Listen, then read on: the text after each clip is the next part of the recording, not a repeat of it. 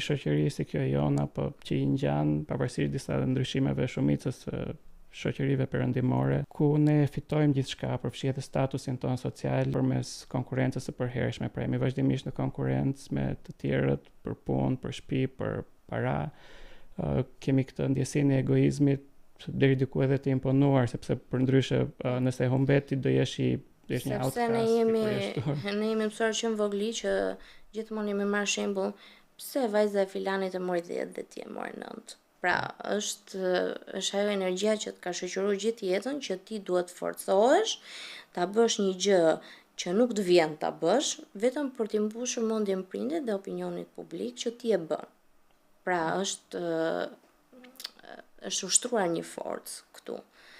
Dhe është shumë e rëndësishme që prindrit edhe në shkolla më shumë, se pjesën më të madhe e fëmijët tashmë kalojnë në shkollë, të nxisin bashkëpunimin. Nëse ti ke dhënë 6 orë mësim, mund të japësh 4 orë mësim dhe 2 orë t'i bësh bashkëpunim, pra t'i bësh të ndjen mirë ku të flasin për dëshirat që kanë, gjërat që ju pëlqejnë për të ardhmen, pra bashkëpunimi i bën dhe që mos ndjen konkurrent ndaj njëri tjetrit.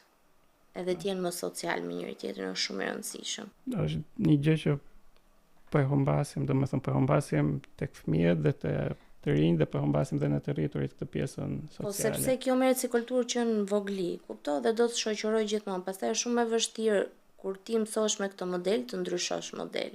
Duket sikur ti do zhbëhesh tani, do zhvishesh nga ai modeli që të ka shoqëruar deri kur ke qenë 30 vjeç, dhe kur je 32, 35 që ti ke kuptuar më shumë, jeta të ka dhënë më shumë mundësi, të zhveshësh atë karakterin, ta lësh këtu dhe të veshësh një karakter tjetër dhe të vazhdosh. Është shumë e vështirë kjo.